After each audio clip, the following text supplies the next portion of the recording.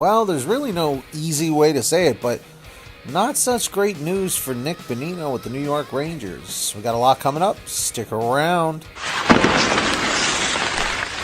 Bonino! So the New York Rangers have placed Nick Bonino on unconditional waivers for the purpose of contract termination.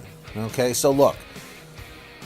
I'm a Rangers fan, okay? I like several teams in the NHL. I know a lot of people find that hard to believe, but I do. And I've been following his career for a while now, okay? Look, the guy is 36 this year. He's made almost $30 million. He can call it quits and not play in the minors. Because if you've been listening up with the trades and whatnot, he got pretty much brought down to the Hartford Wolfpack, and he wasn't really feeling it. I get it, okay? You know, he was only on an $800K contract this year as well, and has already been paid $450,000 of that. So he's sacrificing about $350,000 minus taxes to retire early and not ride the bus in the AHL. It seems like a fine sacrifice to make for a guy, well, who's already made $30 million. So he didn't want to be playing in the minors at his age. That's my guess. You know, it looks like he took a break to mull things over and ultimately did not want to report to the Hartford Wolfpack. And at his age, I can't blame him. After the career that he's had, ending it in the minors probably wouldn't be ideal.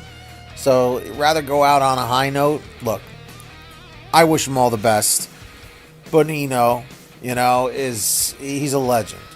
And as Sam Rosen would say, Bonino, Bonino, Bonino, Bonino, Bonino, Bonino, Bonino, Bonino, Bonino. You know what I mean? So comment that down below, Bonino 3 times fast. I think we are coming to the end of the line with this ownership group, said Friedman on Arizona. Well, I believe there isn't something hard and fast in place in the very near future.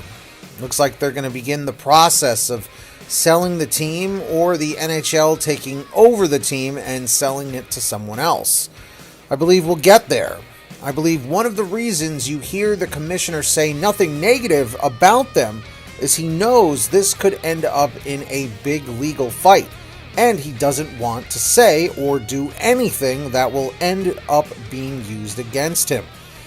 Look, the Arizona Coyotes, unfortunately, just have not been managed properly. Okay?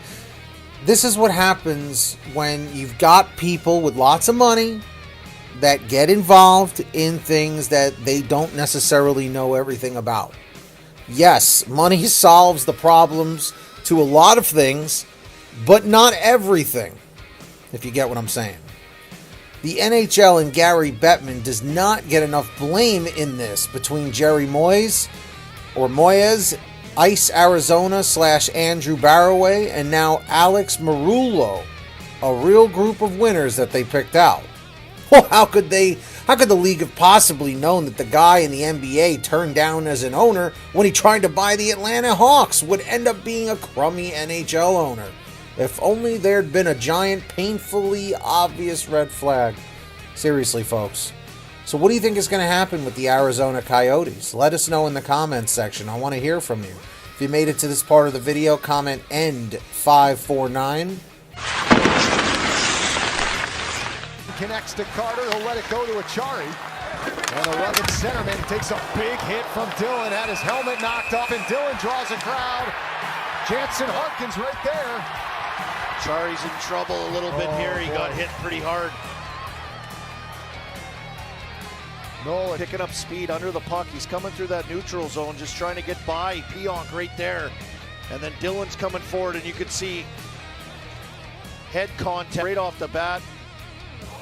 Coming in, goes right through his head, and it's a tough angle when you're coming across like this.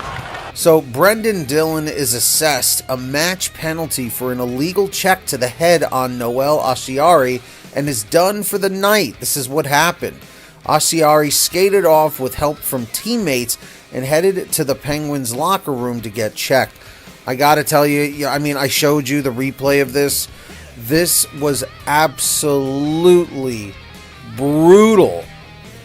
The man's helmet spun off his head like a helicopter blade or propeller. I've seen some hard hits in my years of watching hockey, but this one is right up there. Oh boy, it is up there at the top of the list somewhere. I hope Asciari is okay. This is not Brendan Dillon's first rodeo in this department.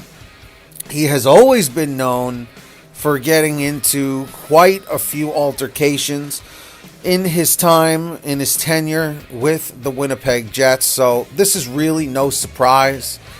But for this, they're probably saying it's like a 5-game suspension for Dillon. And I could totally see that happening. In my opinion, appropriate and should absolutely be fined. But again, just my opinion. What are your thoughts? Put it in the comments. Please be respectful. That's all that I ask. Watch the reverse hit, and then as it's his left leg that ends up getting caught under him. And no chance to really protect himself. And immediately he grabs his left leg. That's hard to... Tonight was not Sergachev's night.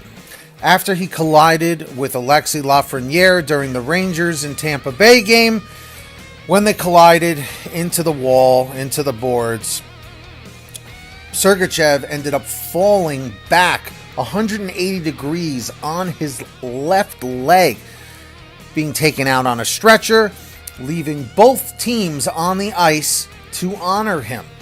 Now, I gotta tell you, this was an absolute brutal moment. And after being out for about 17 games, to see this happen is absolutely devastating. So, we wish him well, but it looks like he may be out for the rest of the season. What are your thoughts? Let us know in the comments section. Do you think he's going to be out for the rest of the season? Do you think he can make it to the playoffs? It's not looking good. Really isn't. Guys, if you love hockey as much as we do, make sure you hit that free subscribe button. Turn on all notifications. Help us hit 1,000 subscribers. We're so close. Make sure to like and share. It lets us know you care. And until next time, keep watching that hockey, and we'll keep talking about it.